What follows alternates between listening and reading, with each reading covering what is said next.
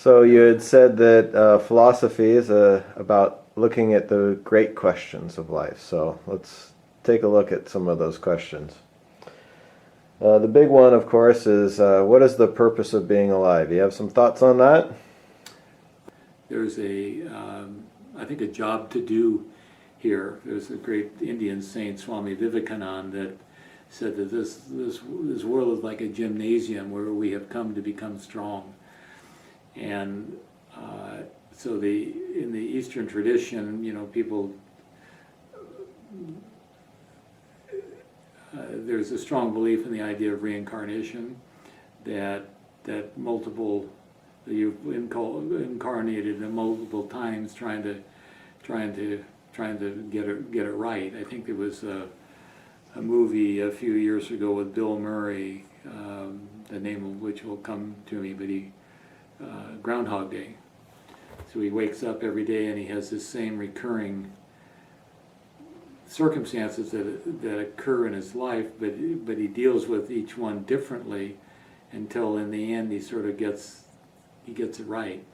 So that he deals with all the intrusions of his world in a compassionate and a loving and understanding way, whereas before, in the early days, he was irritated and angry and lashing out and frustrated and blah blah blah, all the negative emotions. But he learned over time with practice to refine them into a more of a loving state of mind. So I think the cultivation of the higher aspects of mind is fundamental to the purpose of life, because most people accept the fact that we evolve. I mean, none of us are the same person that we were when we were 6 or 7. Obviously, a lot of people's ideas have changed wholesale. Through that time, some people have not changed so much. Some people have changed a lot. But physiologists tell us that our entire body cell structure changes over every 7 years. If that means physically, even though you might notice some continuity physically, actually the reality, the underlying reality is that it's it's a complete new you. And I think most of us tend to admire people that are open-minded and have the ability to listen. And I mean, the whole Jeffersonian Enlightenment is predicated on the notion that reasonable men, if they hear a better argument, then they'll surrender to that argument, whereas doctrinaire men will hold on to their opinion or their view, no matter what countervailing positions might come to them, because they're not approaching things in a rational way. So there's a place for reason. There's also a place for faith, and people that have strong faith about different things. I certainly don't have any issue with that. But I would encourage people to look at that, and is it serving their ultimate need, which is to be happy?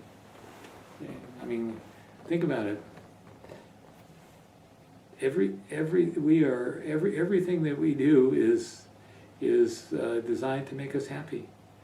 You get up in the morning, you go through your day. If you deconstruct what goes on in the day, you'll see that you're doing some things that you think will make you feel better, and you're doing some things that you think, if you don't tend to these things, it'll make you feel worse. There's stuff coming over the wall all the time. You got to beat it back. So you pay your bills, you brush your teeth, you do these things, because if you don't do them, you know that there's going to be some negative consequence to that, which isn't going to impact on your positive consequences that you're trying to cultivate.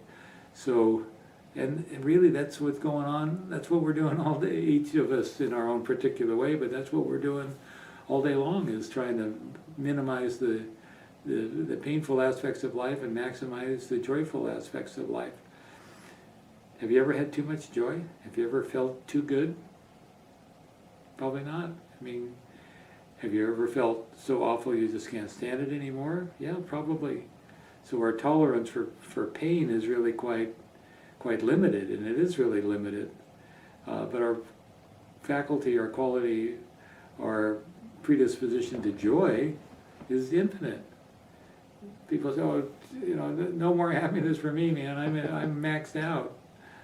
It's not something you ever hear, and I think you could infer from that we're really designed for joy. We're designed for happiness, and this is nature's way of reminding us of that, of inculcating that predisposition in our hearts and inspiring us forward, because there's a state, and again I'm drawing from the testimony of saints and sages of all traditions, that there is a place within us where the happiness is, where it's like an energetic field where you can enter in and enjoy a transcendental kind of experience. Eastern traditions they refer to as the blissful states. We don't really know what a blissful state is. We know what a happy state is and a sad state is, but we're not typically conversant with the blissful states. And the blissful states become manifest when this monkey of the mind is settled down and the cheetah, the mind stuff, is settled out, and so that the luminous nature of the mind can shine forward. And then when you choose, the you that is the sort of driving the boat chooses that over this, then it's possible, because it's a choice. It's a decision you make, which is what makes it yours. Without you making a conscious decision, then you're just sort of getting buffeted about. But when you set your mind to it, then the achievement is all the more rewarding. So, in that sense, I think that's the purpose of life, is to achieve that state.